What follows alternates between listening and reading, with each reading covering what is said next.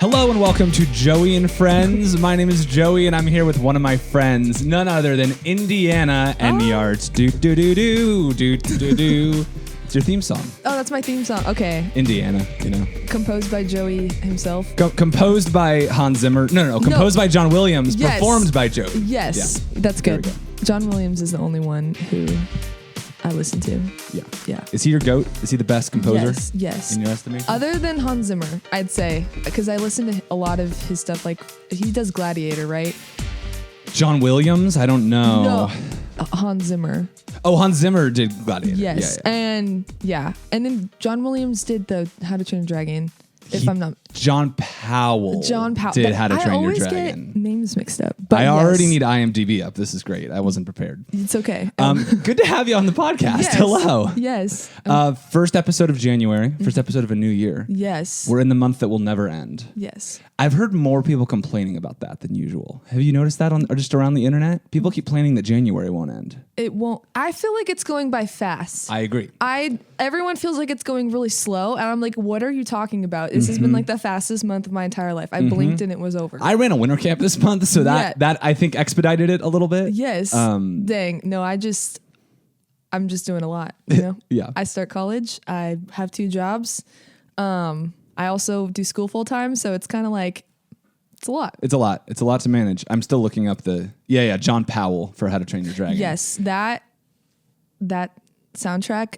It's so good. It like literally, I'd probably listen to that at least like once a day.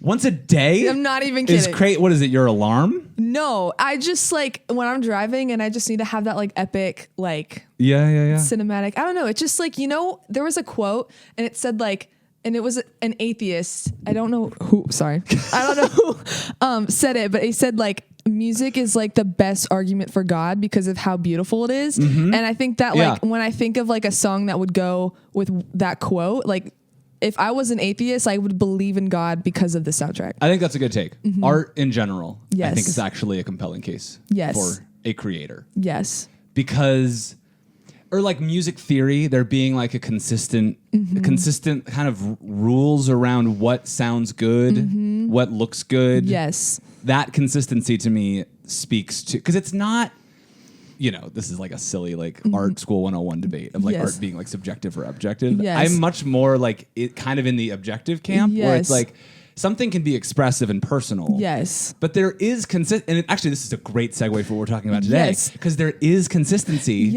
around what people are drawn to art-wise. Yes. 100%. And like I read a textbook for an art class I did in like 8th grade. And it was just, you saw all like the art around the world, but it was like reflective of like their environment and like of the things that they see. And like there was dimension and like when it kind of started segueing with like Picasso and like, I'm going to butcher all the artists, but it's like, and the modern art, and it was kind of getting like these shapes were differentiating from themselves. And it was kind of just like, then it became like paint splattering on the wall. You kind of lost some of the beauty because it was echoing like a bigger picture of like what we're experiencing. Whereas I think someone who splats paint on the wall and says, this is like someone who splats paint on the wall and says, this is like, what's it called? The modern expressionist something. I don't know, but they give like a meaning to it, but there's abstract. Abstract art. It's like, there's not really anything there other than like what, I think even that though is kind of proving the point. So what comes to mind is like kind of dumb art, like the banana duct tape to the wall. Honestly, the fact that made that much money is itself, it's kind of brilliant. But also the banana itself is like not art. No. But even that kind of proves the point in that it's like intentionally subversive. Yes. Where it's like, this is art. I think there's a little bit of that like punk rock like feeling to it. Yes. Of like, you can't tell me what art is. Yes. But it's rebelling. It is in itself proving what I'm talking about, which is that there is an actual like like a rule of art. Yes. Because I think on the banana on the painting itself, no one would think that that's interesting, but when you put it in a museum and call this art to make fun of art, and then you sell it for $1 million, that itself is the art. That's the art. This is already such a podcast conversation that we're having right now. Yes. Hans Zimmer did do the music for Gladiator. Great. I just confirmed. Yes, that's amazing. Yeah. Hans Zimmer. Lovely having you here. Yes, thanks. We're here to talk about movies. Yes. This really is a great. I was just telling you, I'm kind of just combining my like movie podcast and my Joey and Friends. We're just doing Joey and Friends now. Joey and Friends. And I love. It's just whatever Joey's interested in. Yes. Joey's going to talk about, and a Yes. lot of the time that's going to be movies. Yes. It's also faith and theology. Yes. And stuff like that. Maybe when those two things collide. Yeah. It's like when your theology meets like themes in a movie. Yeah. This is a crossover episode, though. Yes. If ever there was one. Okay. This is great. Yeah, we're doing Messianic figures in film. Yes. An idea. I think this was your idea. Yes. Yeah. Because I was thinking about it, and growing up, like I would always watch movies. Mm-hmm. I would always like be like putting myself in the story. And then I was like, the ones that really like spoke to me really reflected like Jesus. Because there was like so many times where I would be in a movie and I'd be like, wow, that's like what Jesus did. Or like, this is just like the person who's creating the story is just like echoing the greater story, but like, they may not even realize it. Because That's the best part. Which is insane. Because then there's also this theory. Do you know the theory of like the hero's journey?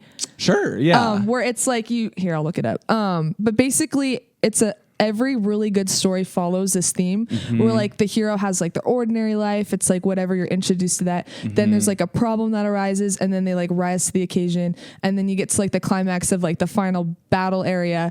And then it like, there's some kind of change, and then they return to their old life. But because of the journey they just went on, something's different. Yeah. Totally.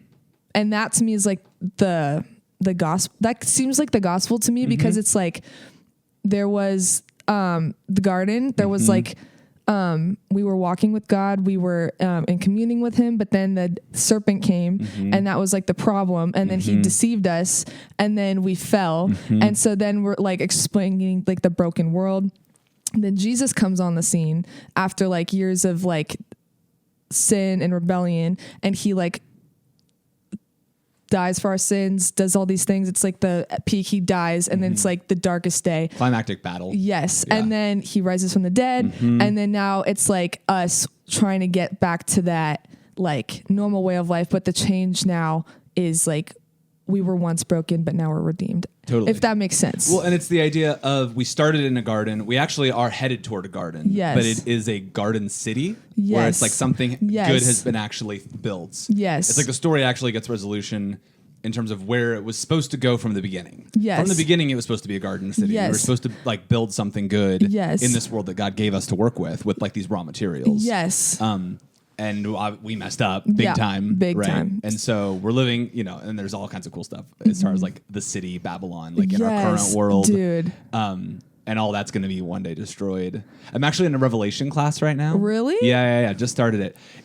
I don't know if it's intimidation or why I've been a little bit like avoidant of Revelation, but I've never really looked into it in a deep way. I've probably read it like 4 times, not because I have that crazy like conspiracy theory. Like I've always been like, I don't want to mess with that. But there was this one time my dad like was really going through it, and I was like, I feel like this is always going to be how it is. And then he was like, you need to look to the future. And then he showed me like Revelation 21, where it says like he will wipe every tear from their eye, and no like shadow of like sadness will like be on their faces anymore. I think that's probably not the most correct way of saying that, but it was like that passage. Yeah. And so then I like went on this whole thing of like reading it and being like, I was 10. I was like, I don't really know what the serpent and the dragon means or like all these things. But now like as I'm older, I also started listening to the series by Matt Chandler called the Revelation series. Yeah. I'm only on the second. Like I've heard about it from so many people. Dude, it's really good. I should listen to it just for fun as I take this class. Yes, it's insane. But it's like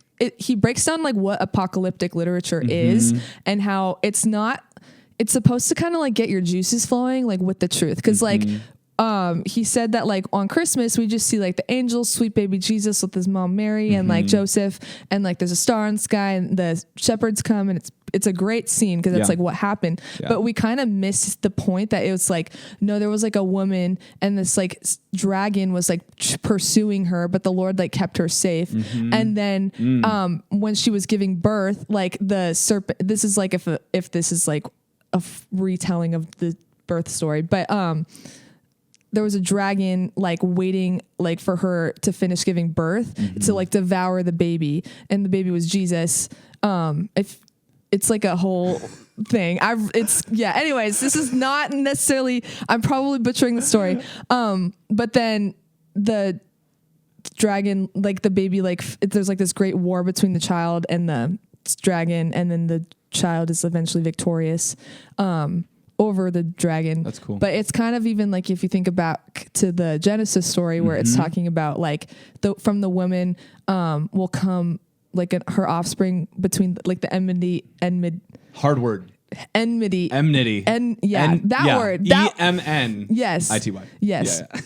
Yeah. Enmity between the woman's offspring and the serpents, and then he will crush his head, but the serpent will bite his heel. So it kind of like all ties into that.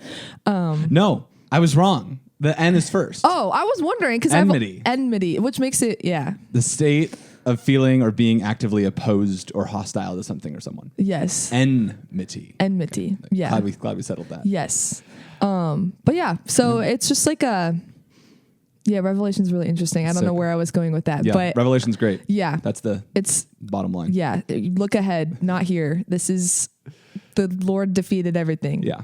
Speaking of the Lord defeating everything. Yes. Messianic figures in film. Yes. So we both have 3 examples that we brought. Yes. Also some wild card examples that we'll talk about at the end. But yeah, this was your idea. So I think I should let you have the floor first. Okay. What's the first one that we're going to talk about? So the first one I want to talk about is The Lion King. Word. Yes. So mainly like Mufasa. No, not Mufasa.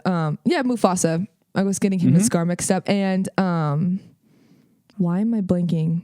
What's his kid's name? Simba. Mufasa and Simba. Because I feel like their relationship in the film really symbolizes like our relationship with the father, and how like Simba was a son of a king, and then like he went away to like something happened where he like went away from his homeland and was like living in this like lie that he like killed his father, and then like it was his fault that like everything got ruined. But then through a crazy turn of events, he gets brought back to the land, and then like he's called to leave everything behind and like go back and like create a new kingdom again, or return to the rule that his father had, and like take his place as like the king. So I feel like that's very similar with our journey, where it's like we were in darkness, like we were destined to be in a kingdom of light, but then we were. Are we Simba in this analogy? Yes, okay. We're Simba, but I feel like because he also saved the people, he could also be like a savior, because we're sure. Yeah. But I feel like Mufasa more plays the role of God. Yeah, definitely. Yes. God the Father. Does that make sense? Yeah, for sure. Because if like you've seen The Lion King. I've seen The Lion King. Yes. Yeah. So you know that scene where he's like alone, and like he meets Rafiki with his like bamboo things, and then it's like he hits him, and then it's like it's in the past. And then he's like but it's the past can hurt, but it's in the past, like you have to move on from it. And so and then he shows him to like the pool where he like meets his dad, and his dad is like, I'm always with you, like and then that's like that cool like scene. It's like, no, you can leave your like goodbye yesterday, like you can leave the past behind. Well, it's the moment on the hero's journey where the hero has to decide whether or not they're gonna kind of take up the challenge that is given to them. Whether or not they're gonna prevail, whether or not they're gonna like go forward. There's usually that moment of almost like quiet before whatever the like final battle is. It's like the point like, you know, the crescendo of a song, how it's like the peak of the song. I like Drace or someone was telling us about that, and so I was like, that's a really cool concept. And so that's like the moment right before the crescendo of like who is Rafiki in this analogy? Holy Spirit?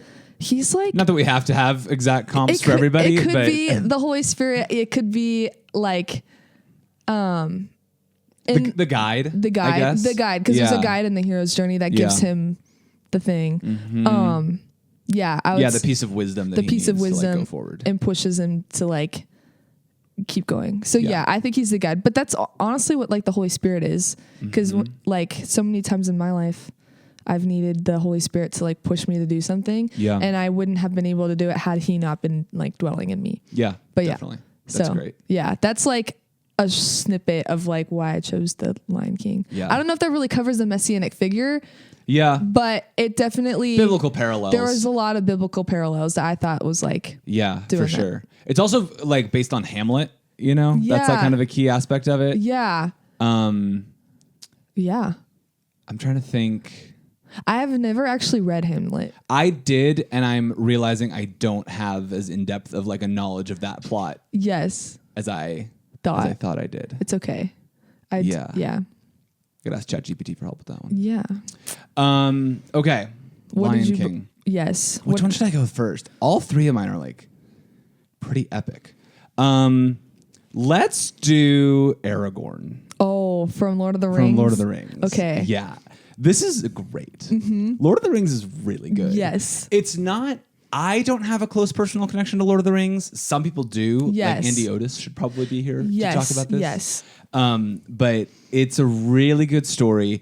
Aragorn is the Christ figure in Lord of the Rings. Yes. When I looked this up, I literally just Googled like Messianic figures in film. Yes. Frodo came up Interesting. as the Christ figure, but I don't think they know what they're talking about. No. Because it's definitely Aragorn. Yeah. Frodo, I think, it's like the us. He's us. Yes. For sure. Because we're like the ring represents this like magnetic pull to like darkness. Yeah. And that's something we have. Yeah. But then there's like, we have to go on this journey to like get rid of it and to destroy it. Yeah. And so then that's like what Frodo does with the ring. And so Aragorn's kind of like fighting against Sauron, who's like, and that's Jesus's role as he fights the dragon. He like kills the darkness. Yeah. And our job is to just get rid of this ring thing or flesh and like die and then join him in his like rule. So there's all these moments throughout the trilogy where people are tempted with the ring, like with being offered the ring. Dang. Right. So it obviously starts with Gollum, Smeagol, and then he fully gives into the temptation of the ring, and it fully overtakes him for thousands of years. I don't know how long that's supposed to be. It's like a really long time. It's so Does he also lose a finger? Or is that just Frodo? That's just Frodo. Yeah, because he bites off. At the very that's end. where that. Okay, but yeah, you're onto something. Yeah. And so fully overtakes him. He gives into the power of the ring. Let's see who else. Sean Bean's character. I forget the name of the character in Lord of the. Who does Sean Bean play? No clue who Sean Bean is. He is in National Treasure. Plays the bad guy in National Treasure. What's his name? The character name? Yes, I know who you're talking about. The character. I'm also really bad with names. I can see his face. I know exactly like who you are referring to. He's got the long hair. Yeah. He does Golden boy. Yeah. He's kind of like he's more. He ends up giving into the the power of the ring. Yes. Or wanting the ring. That was really sad. He ends up dying. Yeah. So then who else? So Frodo obviously is like the one that is constantly being tempted by the ring's power. Yes. Gives into it sometimes chooses not to. I forgot about this. In the end, it actually ends with Frodo giving into the ring's power. Yes. And it is only by Gollum coming after him, literally biting his finger off. Yes. That he ends up not. Yeah. So that's kind of crazy. Yeah. That like Frodo ultimately fails. Yes. It turns out all right, which I guess in and of itself is kind of its own metaphor. Because like if you could kind of tie it like we on our own can't like overcome the strength of like I can't overcome like the earth. Like if I was not with the Lord, I would probably be in like juvie because I like beat someone up because I got so mad, like, you know. But I wouldn't be able to overcome that without like the Lord and his patience like within me. So you could tie it like that's just a symbolic message of like him being unable to overcome it on his own, but then like him losing his finger and then throwing Gollum, who completely was in bondage to it, is symbolic of like throwing it off because that's like who he could have become. Because Gollum was essentially, he wasn't a hobbit, was he? He was a hobbit. He was like a kind of like a hobbit. Oh, good question. Again, my Lord of the Rings lore is not actually like that strong. I think so. I've only read like half the first book, but I'm pretty sure he was. You've seen the movies? I've seen the movies too. So it's like he was like a hobbit type person, but I don't think he necessarily. Someone's gonna have to like come after us. Boromir, by the way, is Sean Bean's character's name. Okay, Boromir. Galadriel also gets tempted with it. Turns into like her eyes get all black. Yes, and scary. Is she the white lady? Yes, very pretty with the elven. Yeah. She ends up denying it. Yes. Gandalf is tempted with it. Yeah. Ultimately, is like get that away from me. But you can see for him to have the ring, like that power is like unlimited. Basically. But the really interesting one is that Aragorn gets offered the ring. Yeah. And he completely shrugs it off. Yeah. Like completely, like not even tempted by it. Wow. It's like, not for me. Dang. And you'd almost even miss that it was a temptation moment. Yes. Pretty cool. Because that's like what Jesus did in the 40 days of the wilderness. Totally denies it. Yeah. He's like, what do you... And there's other characters that deny it, like Gandalf and Galadriel, obviously. But...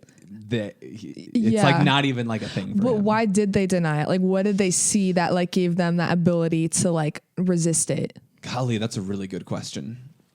I think they just have seen the effect that it's had on other people, and ultimately like Sauron. Did they have any relation to, like, what was their relation Gandalf to? Did. Yeah, obviously. I don't know about Galadriel. Yeah. Because if you had the hope, like, because Gandalf probably saw the potential of Aragorn becoming king, and he wanted that rule instead of like Sauron, who was currently in the rule, but then Aragorn was trying to take that down. So if you have the hope of like another rule coming, then why would you settle for something less? Dang, that's great. Yeah. So Aragorn is the rightful king of Gondor. He's living in exile when the movie starts. What's cool about him and what is so Christ-like about him, he is the rightful king. Yes. Like, he's the rightful heir. Yes. He knows that he's going to be eventually. Yes. But he has such a deep conviction about, he knows who he is. Yes. And he knows what he's actually like really there to do, which is to protect people. Like first role that he plays is like guarding the hobbits, getting them to safety. Yes. Ultimately enters into this is the best part. He enters into Minas Tirith, right? He is the king. Okay. Literally entering this kingdom. Kind of just as like a peasant, basically. Yes. He's a warrior, he's got a sword, he looks cool. Yes. But like pretty low key. Yeah. Ends up going in and healing people. Wow. Heals 3 people. I forget their names. It's like And so has this like healing power. Yeah. And is just this like amazing example of a meek servant to the people. Yes. And then eventually after the battle of, what is that one called? Not the Battle of the Black Gate, the one right there at the front. Yeah. Leads that battle.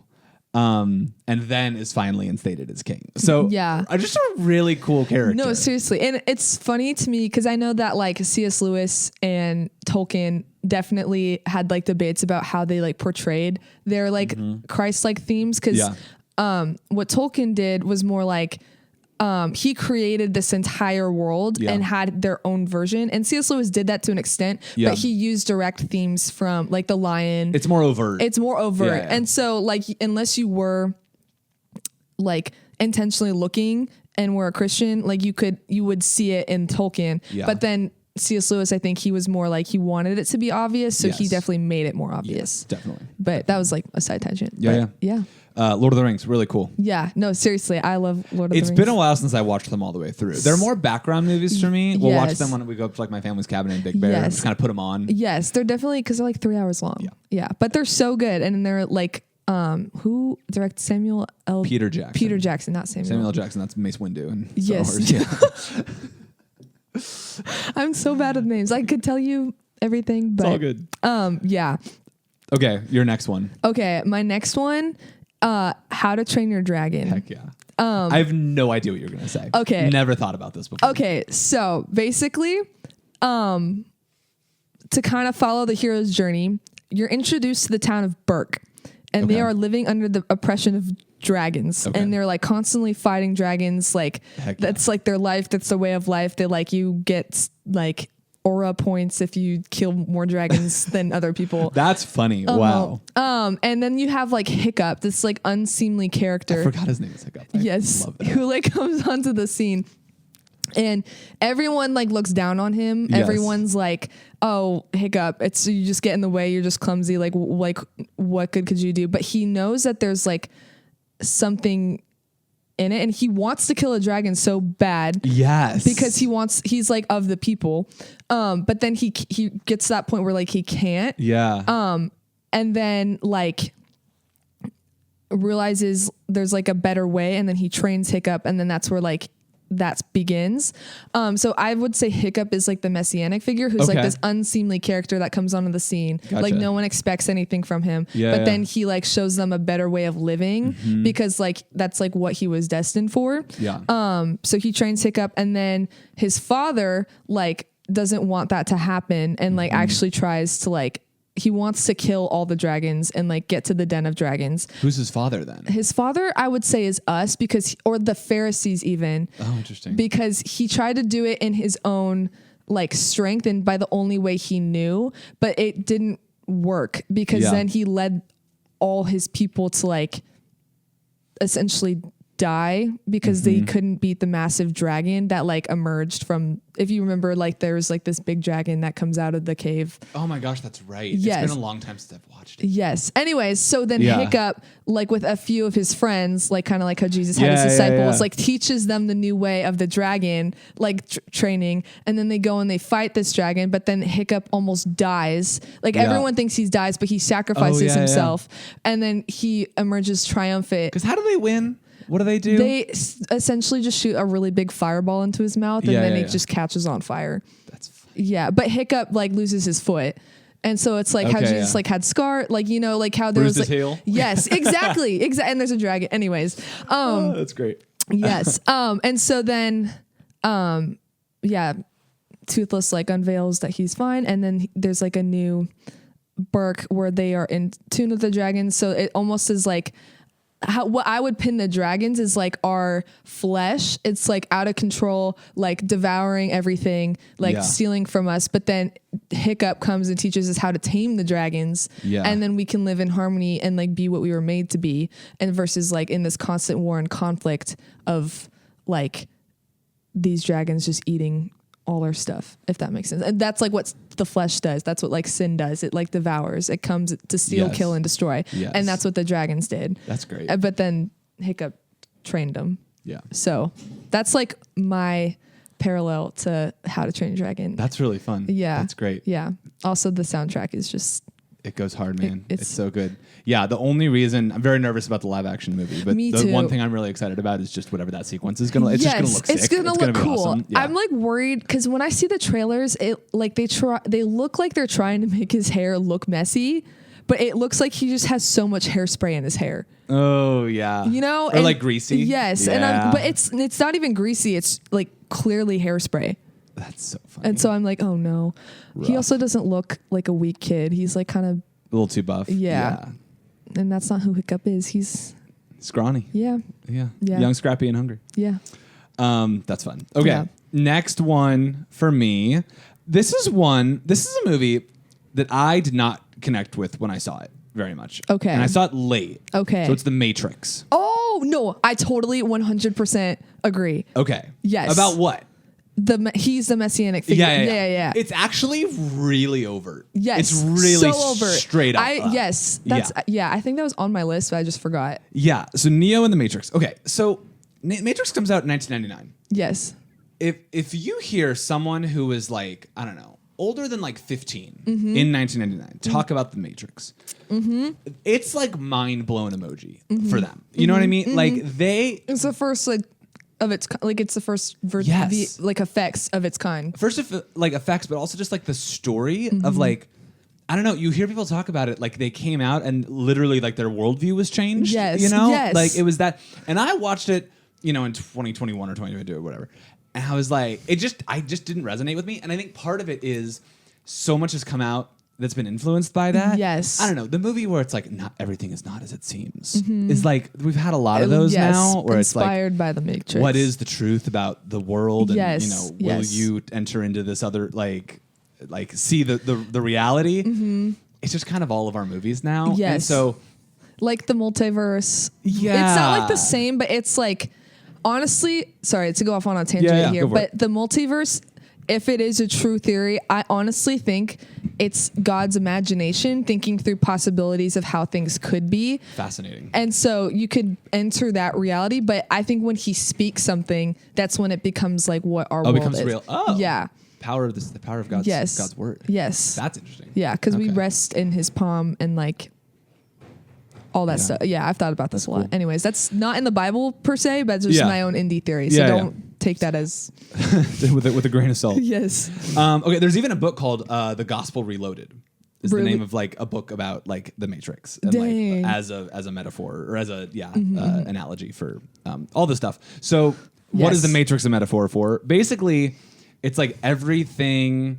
It's like all the stuff that's passing away in this world, right? And so it's like, and the agents want basically to keep you asleep, you know? So Ephesians 5:14, awake, O sleeper, and rise from the dead, and Christ will shine on you. Yes. So like that idea of like being awoke, like sleep in the Bible is a metaphor for like spiritually dead. Being spiritually dead. Not being aware of like spiritual realities. Yes. And so the there's like that level of like kind of coming on like. Becoming aware of like the realist thing. Waking up. Yeah. Basically. So that's fun. Neo is the Jesus figure. Yes. Morpheus is like John the Baptist or God the Father. Yes. Yeah. Yes. And then Trinity is the Holy Spirit. Yeah. There's literally a line in it. I was like watching like a recap of all this stuff, and there's literally a line where he goes like.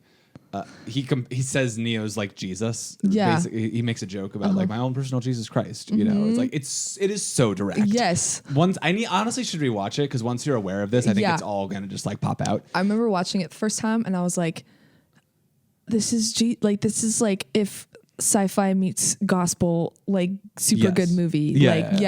Because there's a scene where he's like, where she presents him, or I think it's a girl. Or Neo, where he presents him with the red pill or the blue pill, and it's like, do you want? It's Lawrence Fishburne. Yes, it's like, do you want to like continue, like forget this ever happened, or like continue into this like epic, amazing journey that I have that like will, because you're like the chosen one, and so like that's like Jesus like stepping up to the call. Like he didn't have to descend from heaven, but like leave his high place, but he did. Yeah, the choice. The idea of like a choice between the two. Yes, and and if you think about it, there was like at some point, whether it was in time or out of time or like wherever, the Lord, how that works for him, but like he made the choice to come and save us, and so that's like that moment. Yeah, and then you could even tie it, or it's like when he bends reality to like fight and like he awakens more people to the call that like this is what's happening, and then when they do like the really big battle, like who's the guy who like chases him and he's like for the system, like he's not like a real person, he's like a robot, and he like, I don't know. I saw this for the first time like 2 or 3 years ago. Yeah. And then I watched like a video summary like today, so it's not that fresh. This is I've watched this like maybe like 5 years ago. So I'm like, this is all anyways. But it's really interesting because it talks about how like he wakes up in the real reality. Yes. And then it's like he's surrounded by all these people who are like in like incubator, dream states. And he's like, this is insane. And you could see like the robots that are like making sure like they're okay and that they're fine. It's like wild. Yes. That scene. Yes. And it's like, sometimes I feel like that's even what, if you're coming alive and like you wake up, but like you're surrounded by people who are asleep. Yes, that's like how it feels. Like it's like almost traumatic because you're like, these people are in death. Like they need to like wake up, and then you go on this. That I think the Lord will use to like impassion you to like continue the fight to like be an evangelist or to like continue going and like setting people free, because that's like what we're doing. And I remember watching that and I was like, I was the only Christian in my class, and then I went into school the next day and I was like, these people are like incubating, like they're dead, like they're asleep. Like how do I wake them up? Like how I can't wake them up. The Holy Spirit has to do that, but how do I partner with him in that? That's crazy. And that just requires a lot of obedience. I wrote down, coming out of the Matrix requires a leap of faith. Like he jumps off the building, right? To like test it, you know? Yes. That was a cool moment. And then he literally dies and has a resurrection Yes. with a new body. Yes. That can do new things. Yes. Pretty crazy. Insane. That's like, I think at some point I'll have to rewatch it. yeah, definitely. If you haven't seen The Matrix, again, I didn't really, I was like, it was almost like movie homework for me where I was kind of like, there's certain movies just like you have to see, right? Yes. And so like, okay, I should watch The Matrix. yeah. And I was like, this is cool, but I think the visual effects haven't aged super well. No. I think worse than a lot of contemporary movies of that same time. The bullet time scene is obviously pretty cool, but No, even that is kind of. It was because I remember my dad explained before going into it, it's like you have to take it like I think every time you watch a movie, you should explain like how the person who would see it at the time would have felt. Like I learned that with Star Wars. Yes. Like I pictured like the video effects don't look that cool, but like if I was like had never seen something like this before and I was in the 80s and I was sitting in the theater seeing this for the first time and I was like, that's really cool. Like that's a good like perspective to have. So then I had that kind of same mindset when I watched it the first time. Yeah. And Star Wars, same thing. People who saw that, who were like, again, like 15 to like 25 in, I think first Star Wars is 77 actually. And they talk about it like it's just like BC AD. You know, it's like before Star Wars and after Star Wars. Seriously. Speaking of Star Wars. Oh yeah, that's my second. Except it's not a third, right? Third. Lion King? Yeah. How to Train Your Dragon. Yeah. My third, except it's not really a Messianic figure. It's Anakin. Okay. He is like he's Adam. Anakin is Adam. Yes. Okay. I watched the video you sent me and Dre, by the way. Yes. No. Yeah. Dude. Honestly, it made my head hurt. Yeah. I was like, Yeah. No, because basically, if you get really deep into like the Jedi philosophy and the Sith philosophy, it's essentially like the gospel. Like it's like the parallels of like walking in the light and the dark. And it's interesting hearing Star Wars fans today because they're kind of unaware of this fight between the dark and the light. So they like aren't afraid to like blur the lines.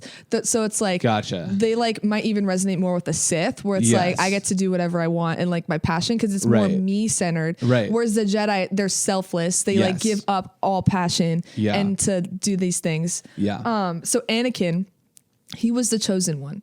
He was like supposed to like bring order to the Force and like make the light side like good. Yeah.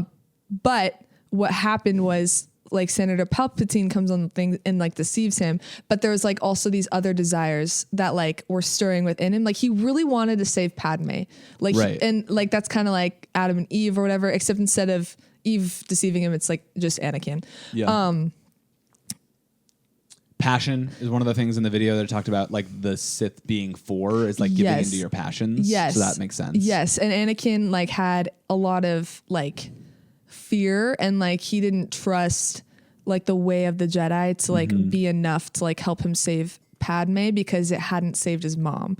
And so so it was like how do I like protect Padme, like if she dies, like I want to be able to like bring her back. And so then you have Palpatine come on the scene and be like, well, the dark side will like has the ability to raise people from the dead if you like give it enough power and you like really buy into it. Yeah. And so he was like, well, I want to be able to do that obviously. Cause he's then in his mind, that was the only way he could like, save her. But that's like when the serpent comes on, it's like, you want to have the knowledge of good and evil. You'll become like God. Yeah. And that creates a distrust in God. Like, oh, is he withholding something good from me? Like, is it not going to be, oh, wow. Yeah. Yeah. Totally. Like, anyways, I think about this all the time, but essentially then he like falls and becomes Darth Vader, losing his true identity as Anakin Skywalker. And like really just goes down this dark path driven by fear.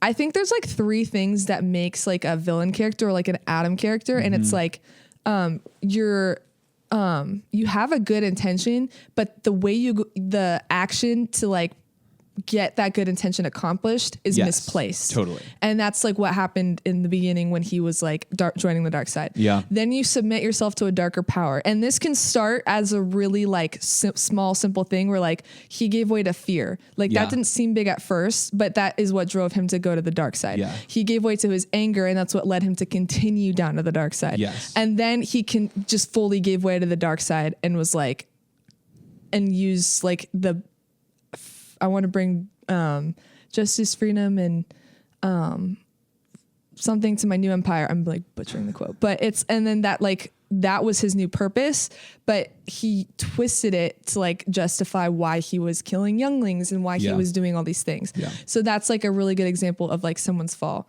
And then the third thing is like being deceived by a deceiver. Like something has to be lying to you to like lead you to believe those things. Yeah. Cause like you don't just do that on your own. Like you're being fed a lie. Yeah. And I think for me, like I've become more aware in my own life of just being like, wow, like what am I being fed? Like, what am I believing? Like, where am I trying to get my truth from? And then like the enemy will constantly be whispering lies into me. And I'm like, have to constantly put that off. It is very tiring sometimes because I feel like it's like a constant because the enemy's always on the move and he's always trying to tear us down. So we always have to be diligent to guard our hearts. But it's just like so interesting that like, that's like an Adam character. Because that's like literally what happened to Anakin, but that's what happened in the garden. Like we were deceived by a deceiver. We had a good intention, but the way we went about it, like was against the Lord. Totally. And then, what was the good intention gone wrong? Then, deceived by a deceiver, and then submitting yourself to a darker power. Like we essentially threw our lot in with like Satan and the principalities and powers, and like that then we're condemned to hell, which is like really sad, but like that's why Jesus comes. And then you see like Rey at a later point come on the scene, even though she's a woman, like Jesus is a man, but like she fulfilled like what Anakin couldn't. Yes. And like you see that with like Kylo Ren. A lot of people don't like those movies. I don't. I personally like them. Yeah. But it's just like a cool to see. Well, okay. I like 7. I like 8 more than most, and then I think 9 is just like deeply offensive. Really? I can't stand. Where he dies and she like. It doesn't. Not that it doesn't have some redeeming elements to it. It was such a faceplant to me. If you think about the full, but honestly, I'm open to hearing the case for it. Yes. But in terms of the arc of like the whole thing, I'm like, this doesn't feel like it was intentionally designed to end up here. Yes. You know what I mean? Yes. If you think about it, Kylo Ren kind of represents evil. Sure. And how it dies. So like essentially Rey does die. And then Kylo Ren force heals her to bring her back to life. Okay. And then he dies because it depleted all his life. But like, that's like how he redeemed himself as like a character after like committing all that like genocide. And then Rey, having died and then come back to life, now gets to step into like the new order of things and brought about the light side. Cause she essentially killed all the Sith. Like at that moment, like all the Sith were gone, but it took her like sacrificing her life. Yeah. And then Kylo Ren like redeemed Kylo Ren, even though he ends up dying. Yeah. But that's a beautiful picture of like, you die to yourself. And obviously there's a resurrection that comes with that isn't really shown in Star Wars. But I think, in terms of like analogy, like you have to die to yourself in order to be like redeemed. Definitely. Because you put off the old and step into the new. You know, the most interesting thing that was in that video you sent me was the idea that Jedi get more powerful when there's more of them fighting together. Yes. And for the Sith, it's actually they're more powerful when it's concentrated to like just a few or just a one or two. Because it's so selfish and so impassioned. And so it's like which is really sad because then you miss out on community and like if you apply that to real life principle. And what I think is so interesting is that it's like the enemy tries to isolate us because that's like how we heal.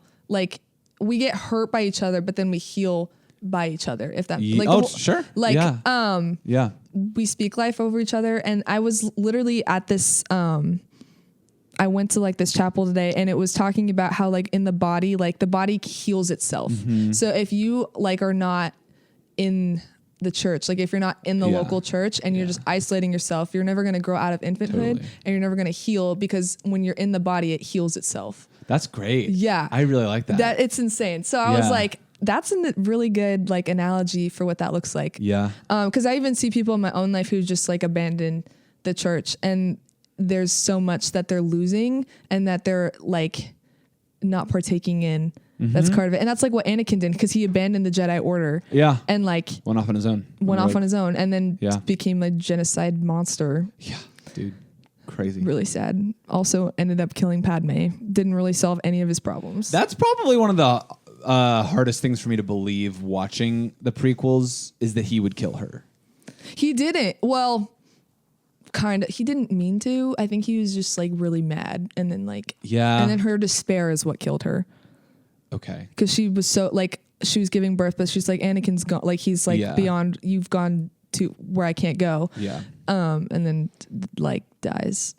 On the Star Wars thing, still, I really like the idea that the Force. I've actually never really like looked into kind of like what the Force is supposed to mean, and the idea that it is this kind of like energy. Yes. That's like everywhere that can be used for good or for evil. Yes. I think that is a really strong metaphor. Yes. For yes. us as humans. Yes. I feel like the Force, because you have to be careful with it because it's not a completely accurate, like, it's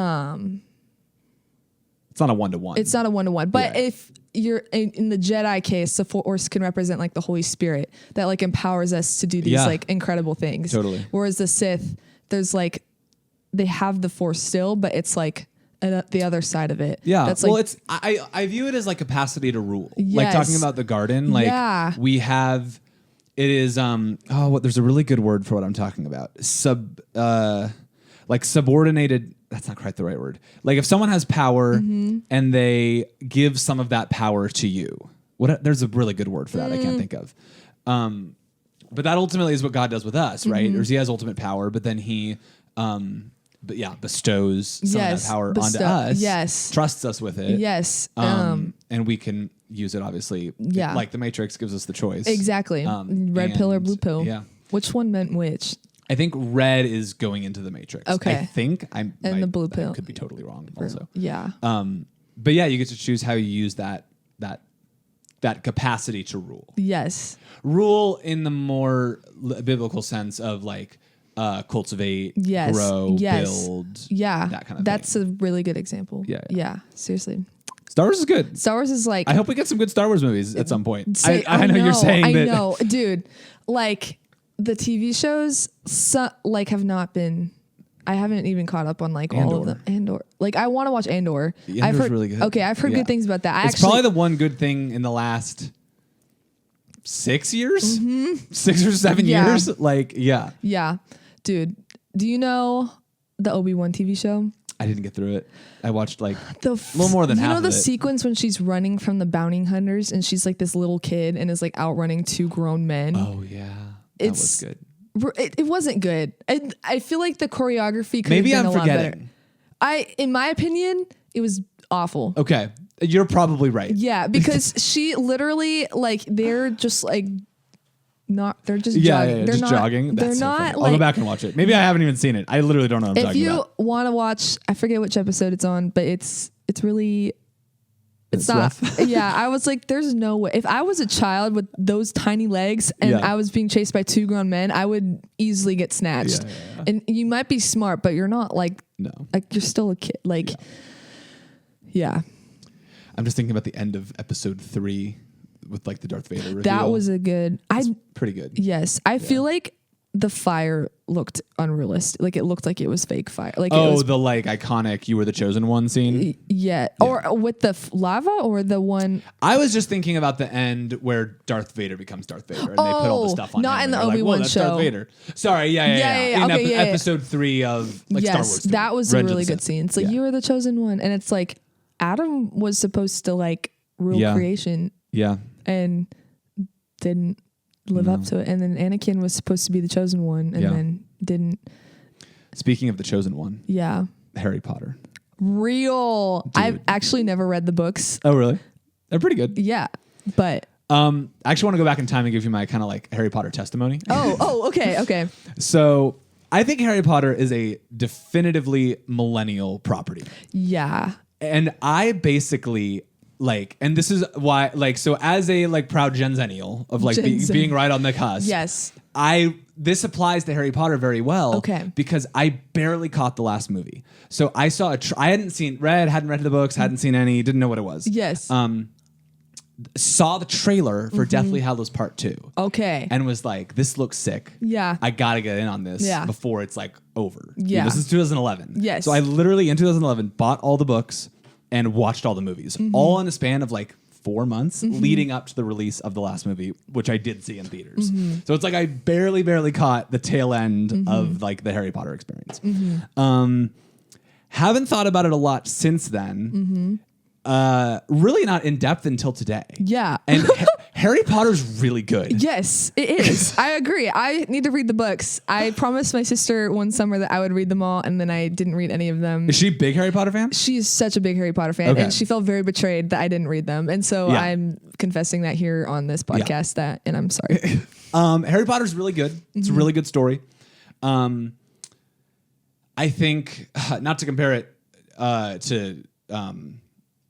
to Star Wars, but I feel like there is it is so clear. Yes. Reading from the page 1 of the books that she knew where it was going. Yeah. Like the things that happen in book 1, chapter 1 are all paid off, not in a way where it's like, we didn't know what was going to happen and we kind of figured out an ending. Yeah. It's like the ending is so clearly known from the beginning once you go back and read it. Yes. So just from a storytelling perspective, incredible. Yes.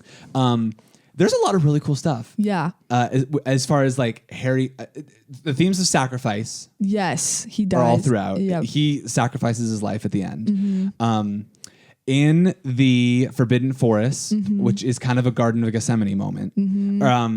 It's like a place of testing kind of throughout the books. Yes. So obviously willingly going, he's kind of in this place of like grief and remorse. Yeah. Willingly sacrifices himself. Yeah. Follows the example of his mother who sacrificed herself for him at the very beginning. Gives in, like, willingly killed basically by Voldemort. Yeah. And then goes into the place with Dumbledore. Yeah. Where he basically is given the opportunity to go back.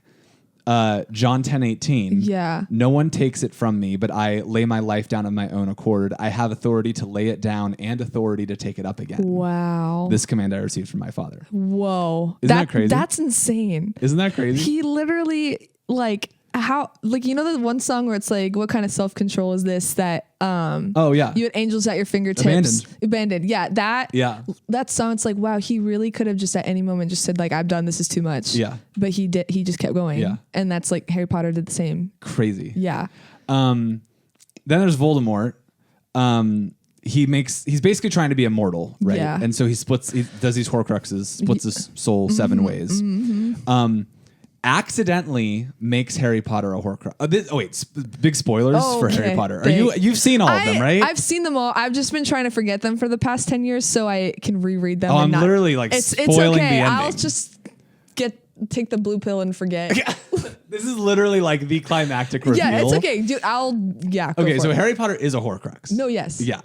Voldemort accidentally made him a Horcrux the night that he killed his mother. Oh. Because the way you create a Horcrux is you have to kill someone first. And then you have to destroy a piece of yourself and then like a piece of your soul, like attaching it onto an object. Oh, and he attached it onto Harry Potter. Attaches it onto Harry Potter. That's insane. Isn't that wild? That's crazy.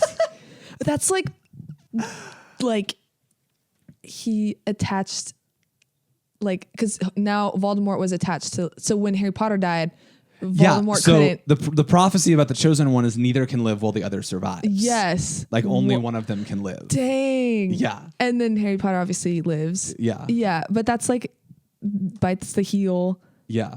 Crushes the foot. Like kind of that too. Like that's insane. Like the greatest stories like are just a parallel of the greater story. 100%. Like this just, and there are some great stories, but I feel like movies nowadays, this is kind of going on a separate thing, but like they're trying to be good because they're trying to disturb you. Like this isn't. Oh sure. Movies are just getting increasingly Shock more. Value, yes. Yeah. And it's not like and I guess that's good, but I think it's more so we can like feel something because the shock gives us a feeling, and that's like entertainment because we're running out of like, because we don't want to like. No one is aware of the story of Jesus as much as it was like years ago when they were making movies. I also think the hero's journey was really overdone for a long time in Hollywood. And I think I'd love to see a generation of filmmakers take it up again. Yes. Because I think there's just still a lot there. Yes. Because it is the ultimate story. Yeah. It is our story. It is basically our story. And I think at this point it generally comes across as cheesy to people, or it can. Yeah. I just think we need more creative ways of doing I it. agree. Because I think you could even do it where you follow different perspectives of different people along the hero's journey. Like you still have like what's cool about Lord of the Rings is like you followed multiple different characters. Yeah. It was like you followed Gandalf, you followed Frodo, you followed Aragorn, you even followed, I don't know if you followed the elves. A little bit. But it's like Pippin and Mary. Yes. Yeah. And so it's like that if you can figure out a way of like creating a story where you incorporate all these different perspectives, because I feel like a lot of time it's from the hero's perspective, but if you do it like, let's say from like a Gandalf perspective, like this is like the perspective of the wise person trying to help the hero along. Yeah. That would be a really cool like story. And you can see it from that perspective of the guide. Yeah. Yeah. Because I feel like you don't get that a lot. Yeah. You could also do the perspective of like the side character. Sure. But like you would have to obviously make it seem like they are the side character. Yeah. But because I really feel like every role that is played in the journey is important. Jesus' role is obviously the most important one, but like we play a part in that and like get to partake in that. And then all of creation gets to play in that. So like you could, but obviously there's not really a lot of Christian movie makers out there that would like take that. But none of these movies we're talking about are Christian movies. No, which is ironic because they're the greatest stories, but they just speak about like all these bigger themes of like good versus evil, hashing it out. Yeah. Researching into this again, it made me wonder like what J.K. Rowling thinks. Like yes, if she's a Christian. I've heard she is a Christian. I don't know if like at the time she was a Christian. I don't know if she's like one of those people who like kind of fell off. Yeah. But 1 Corinthians 15:26 is on James and Lily's tombstone. Dang. The last enemy that shall be destroyed is death. Wow. Yeah. Dude. Also forgot to mention that there's a snake in the garden. Or in the Forbidden Forest when he goes into sacrifice. Yes. No, because she definitely pulled in a lot of Christian themes. Oh, so many. So many. Like, and people who say that like Harry Potter is like, that's fine. Not to like disrespect people who think that. And are sorry. That seemed, I realize that could be disrespectful if you are one of those people who thinks Harry Potter's bad. But if you really look at the story, it's actually talking about Jesus, even though there are like spells and it's like magic and that kind of thing. But I think that's all in a made up sense. It's not meant to be like real. I think it's one thing if she was trying to make it like a real, this is how you cast spells in real life. Yeah. This is more just like a separate world where this exists. Sure. Yeah. Totally. That's how I see it. But it's like it's the backdrop for I think a more interesting story to happen. And again, Lord of the Rings has magic. Yes, it does. Narnia. So does Narnia. Yes. What was the last thing I wanted to say? Oh, just that Harry Potter's really good. I was trying to think what is the most satisfying ending of the last like 21st century, like last 25 years. Yeah. I think the MCU Infinity Saga. Yes. Endgame. Yeah. Really satisfying. Yes. And then I was thinking about Harry Potter. The last hour of Deathly Hallows Part 2 is just incredible. Yeah. If you've been along for the whole journey and you are like really tracking with all that's going on, the stuff that's revealed about Snape, like all of that. Because he was like Snape. I think we need more Snapes in this world in terms of like he was willing to be the bad guy. Yes. But like for the good. Yeah. Because a lot of people really good character. Yeah. Like he was like had to kill Voldemort and like pretend to be bad, but like really, which is like, but that was all part of the bigger plan. Yeah. Which I guess is like he literally goes from being a bad guy to a good guy to a bad guy to a good guy. If you like, that's what you track. Yes. As you go. Yes. Yeah. But is that because he's planning to be the bad guy? No. He's good all along. He's good all along. Exactly. But, I mean, in the first movie, he's just kind of the like caricature of evil, of like the mean professor. Yes. Right? Yeah. But yeah, as you go along, but the only reason he doesn't like Harry is because he loved Lily. Yeah. Oh. And that. Sorry, I keep. It's okay. No, I see how that makes sense. Yeah. I would. Yeah. Sorry, Brooklyn. It's okay. It's okay. What was I going? Oh, so I brought up the MCU. Yes. So this is kind of like a wild card one. Yeah. We can just share like some shorter examples. I have one loaded. I think Iron Man's a really good one. Yes. Self-sacrifice at the end. Yes. Gets his life back. Yes. And ultimately surrenders his life. Like sacrifices his life. It's like that. And then I think Thanos is like a fantastic villain, like Yes. really good. And what you were talking about, like thinks they're doing a good thing. Yes. Like, he's like the ultimate example of like you listen to him talk and you're like, why didn't he just multiply the resources? That's fair. What I was gonna say was, I kind of what you're saying kind of makes a little bit of sense, you know, where it's like if there's all this suffering happening, it's like, there's some philosophical construct, I can't remember what it's called, where it's like is it about minimizing pain and min pain max pleasure, like for humans, like. So if that is the goal, there's some kind of weird thought experiments that you can do where it's like if one person's suffering for the sake of 100 people's like pleasure, you know, like that kind of thing. Yes. So Thanos, I think, is just a really interesting villain for that reason. No, seriously. Cause I've thought about that too, because honestly, if you, from like a secular perspective, have like the world is suffering and you want to make it better than just eliminate like half the people and resources because we're getting overpopulated. That makes sense. Yeah. However, that eliminating people is not an option that is ethical, moral or anything. Good. And so you have to then think through, and also it's kind of sad because you're thinking about it from a secular perspective, and there are people who would probably even agree with Thanos. I've met people who agree with Thanos, and I'm like, don't ever put that person in a government position. But he tried to play the role of God. Yeah. Like, but that's not his call. Like the Lord is the one who can like manage that. Like he's the only person, the Lord is the only person who I would say has the authority to like snap the finger. Yes. Which is kind of scary, but also like. And Ultron would say that he does because he like takes out humans every now and then. Ultron he made me really mad. Ultron's another great character. Yeah, seriously. Yeah. I also was thinking about Iron Man and Cap as parallel characters, where they start out in this place of Cap is the sacrificial one. He just kind of by nature is like, I want to like fight to protect people. Cap like Captain America. Yeah. The metaphor of his weapon being a shield, right? So it really is just about protection. It's not about like offensive, like killing people. Yes. He kills plenty of people. Yes, but But the metaphor is there. Yeah. That's where he starts. Iron Man starts as, genius, billionaire, playboy, philanthropist. Yep. And like the ultimate image of self-centeredness. Yes. And then they cross basically where it's like in the end, Captain America makes a decision to do something for himself, basically, and gets the life that he wanted, and then Iron Man ends up being the one to sacrifice himself at the end. Which is insane. Yeah. That's insane. Like, and also Black Widow, when she... oh, sure. Like, we talked about this in Wildlife one time, or Johnny brought it up, but he was like, Black Widow, like, died, so like... everyone else could get the stone and live. So it was like kind of underrated. I kind of forgot that. Yeah, and it really, he's like a life for a life. And that's like from the Old Testament.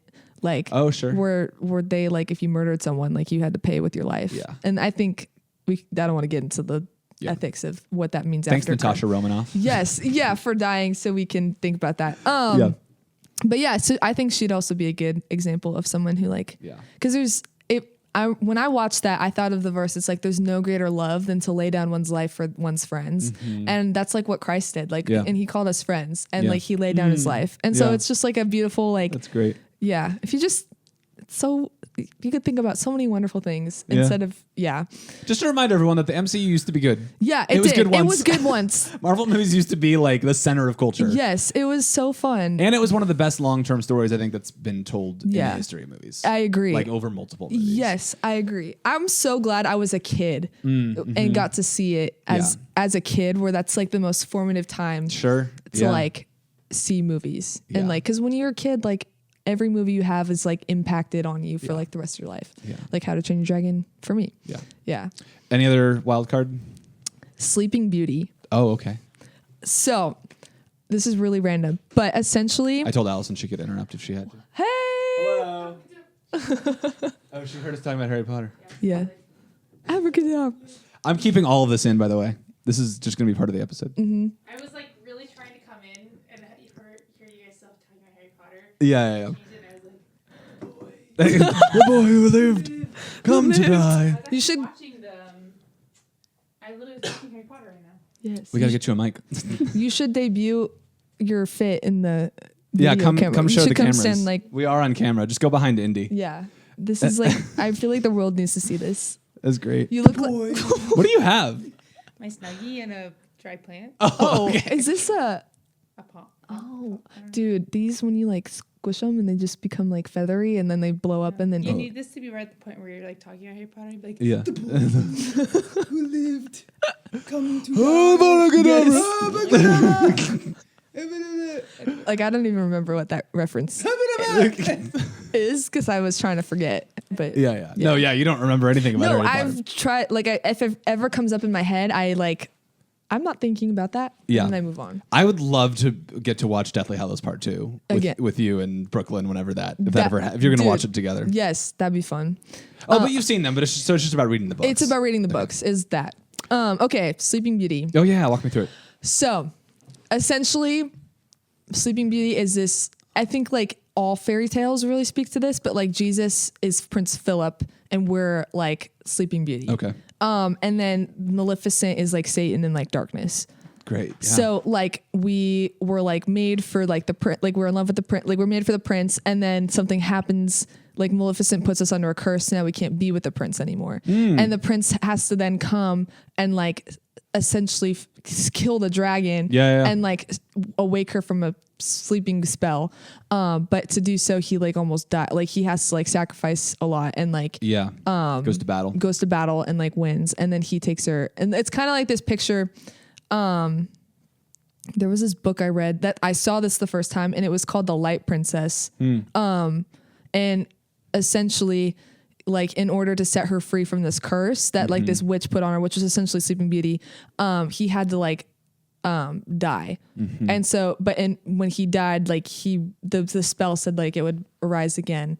And then they were able to be together. And then I looked at all fairy tales that were ever like that, and I was like, that is essentially what Jesus did, because we're like the bride of Christ. Like we were made to be like with him and are like that, but we couldn't be because of this dragon serpent character that tries to like curse us. He does curse us successfully, and then we can't be with him. But he's like, no, that's not the last say. I want my bride. And so he comes and he fights for us. That's great. And then so that's my Sleeping Beauty is really good. Thanks God. Yeah.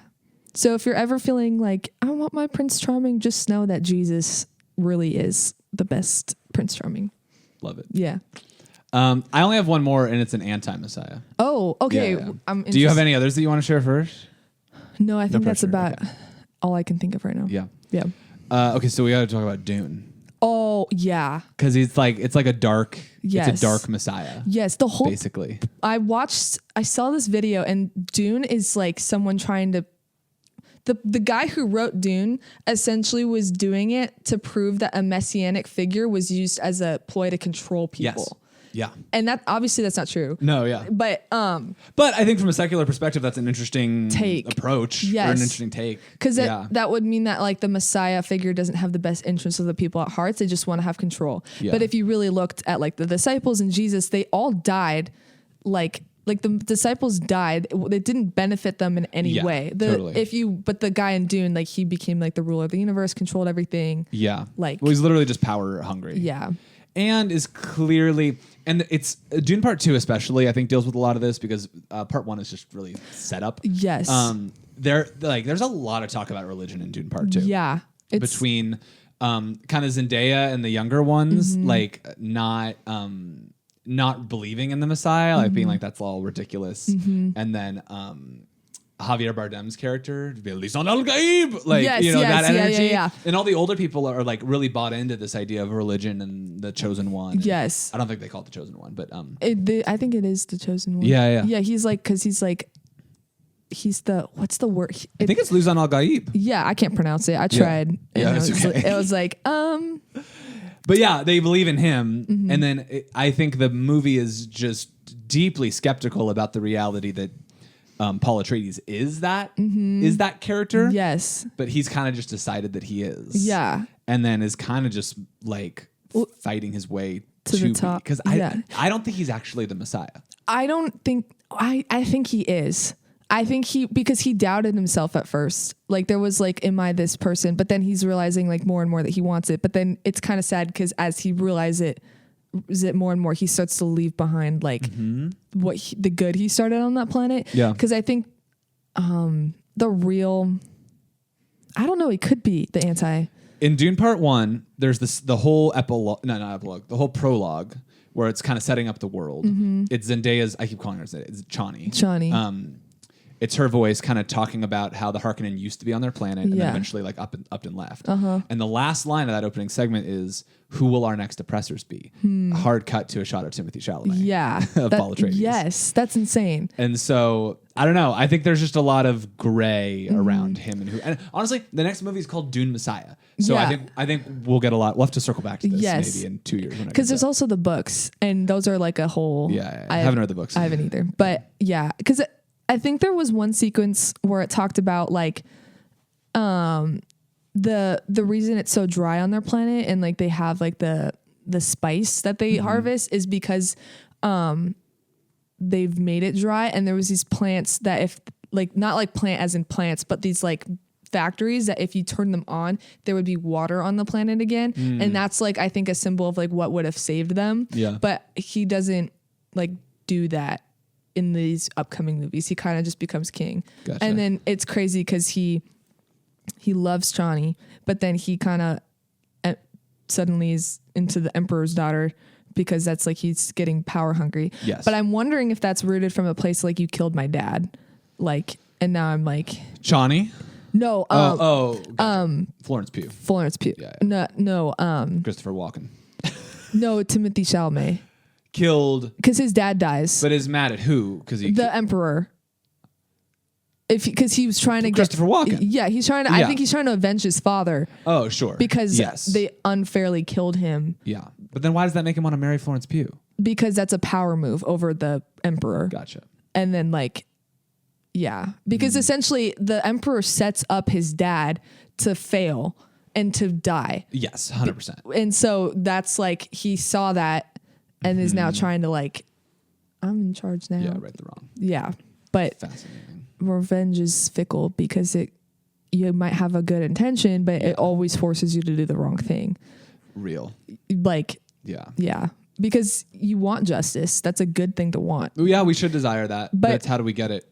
Oh my gosh, Thanos wanted justice. Yes, he wanted justice, but the problem is you took it into your own hands. Yes. Instead, like the Bible says, like the Lord literally says, vengeance is mine. So every time you try to take justice like into your own hands without the Lord, like it's going to lead to destruction because you're not the Messiah. And honestly, to go back to Aragorn, I think he's a really great example of waiting until the appointed time to take the throne. Yes. Because he could have at any time. Yes. But he waited until everything was kind of, I don't know who the God would, we're projecting onto this. Yes, but, for sure. 100%. So I don't know who the God figure would be in this way of talking about it. Of Thanos?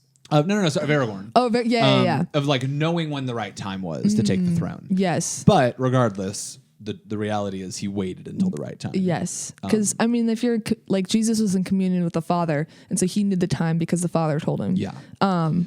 Oh gosh, I don't know all these characters' names in Lord of the Rings. No, I don't either. But it's so good though. The one who is on the throne, he's all white. Yes, and yes. Is like being overtaken by the black slimy guy. Yes, he's like I think he's a really good example of like someone in bondage. Oh, totally. Like someone who's like trapped, and then like. Aragorn comes and he sets him free. Yeah. Like, and we were the rulers, like who of this world who are in bondage. And then Aragorn comes and he sets us free. So like, it's a good thing. I feel like I see Jesus in everything. Like, we should. Yeah, which is great. I remember Amanda McDaniel came out of Moana and was like, dude, no. Moana is like, if you want an example of listen and follow, that's Moana. But it's like a secular version. Sure. But because it's about herself, like she finds herself, but really like the Holy Spirit. Yeah. It's like there's this call that she hears. And Frozen 2 also. Frozen 2. Not as good, but like Frozen 2. Frozen 2. Yeah. Yeah. When I remember I was about to move to Canada when that came out, and it was the last movie I saw Canada? Yeah. In 2019? I left to leave Canada. It was the last movie I saw in Canada. Was Frozen 2. Yeah. And so it was just like she's going on this call, and I felt like the Lord was like there was something waiting for me in California, and I didn't know like what that was. Yeah. And I was like, there's this call, and like I've always longed for it. And that scene where it's like into the unknown where she's like, show yourself. And it's like I've like was always saying that to Jesus, like, show yourself. Like, I want to see you. Like, what is this thing that you keep speaking to me about? And it's like this move was about to take place. And then she's like, and then she finds it. But in the moment, it's like herself, which is sad. It really breaks down. But the Lord met me in that moment when I saw it and said, like, I am what you've been waiting for your entire life. That's really cool. And I was like, I literally started sobbing in the theaters because I was like, I found the Lord. Like, I found, like, it's like, wow. And then then we moved countries and it was this whole insane thing. And Frozen 1 actually came out when we first moved there. Oh, wow. So it was like two sisters in a frozen land. Crazy. Like, and Frozen 3 is coming out, I think 2027 when you move back to Canada. Yeah. No. I don't no. That's so. I rebuke that. Please. In the name of Jesus. I will if the Lord says, but I think the Lord knows you would. Yeah. And will not ask. Yes. I don't actually know. I don't either. That's good. But you know what? It's like, as hard as that was that time, I always say to the Lord, like, you forged me in the cold. Like, totally. Like that's where I was tested. It's your own rebirth. That's where I was purified. Like the trials I went through there were like the thing that like made my faith as strong as it is today. Totally. So I would not regret. I would do it again if it meant like having the faith that I have now. Yeah. I hope this isn't oversharing, but your dad was sharing with me at one point, just like the weight of the decision to move, to like follow God, to move to Canada initially. And his biggest concern was you guys, like was you in Brooklyn. Yeah. Cause it's like, how are they gonna, like take that? Like, how is this going to affect them long term? Yes. Right. And it's affected you guys pretty dang well. Yes. It seems like. Seriously. Like, I definitely, part of my story was like, I was the only Christian in my class, and I was on the side. There's like in Canada, public schools will break it off into the French immersion side and the English side. And the French immersion are kids who could keep up learning French and English at the same time. So they're more like intelligent. And then I was more on the side. I was met the cutoff. So the only reason I was on the English side was because I was too old to start. Okay. Gotcha. So I was with all the kids who had like learning disabilities and like had all these things. And a lot of them, like there's maybe 3 kids in my class who had parents who weren't divorced. And it was like all the dysfunction and the family like hurt that they brought, like was taken out in the classroom and on me essentially. So I was like really like hard. It was, and so I had to learn like where people come from, that like, hurt people. And then also like, how to stand on my faith alone. Cause there was probably every person in my class probably every world religion was from someone in my class. So I learned about like Hinduism. I learned about Buddhism. I learned about like even Satanism, because there was like a kid who started getting into that. I learned about atheism. It was like a crazy, and all these kids constantly hound me with questions and like make fun of me for my faith. And I was like, Lord, I don't want to like, this is hard. Like I'm the only person I know who like loves the Lord. And like, I'm constantly getting hounded for my faith. And then my dad was like, you're going to have to make a choice of like, are you going to follow him faithfully and receive that crown of life at the end? Or are you going to like, cave in and like go along with the crowd because it's easier? And I was like, oh, shoot. And then at that moment when he said that, I literally got this like picture of like, I was standing before Jesus in heaven and he was giving me his crown and he said, well done, my good and faithful servant. And it was like beautiful. And there was so much light everywhere, and like the glory of the Father was like behind him. And there was like confetti, but it wasn't like earthly confetti. It was like if like confetti was goodness itself, just raining down on like the crowd. I was like, wow. Like I don't want to trade anything for that. And so living with that perspective was like super powerful. And I wouldn't have gotten that unless I moved to Canada. And now I'm really acquainted with the world religions and apologetics, because it was the only way I could have kept my faith. Because I was getting all these questions all the time. Totally. So that's awesome. Yeah. That's like kind of my testimony bit, like where I was like strengthened and like tested. But it was cool. That's awesome. Anyways, that was a really big tangent. But I enjoyed it. So thank you. Yeah.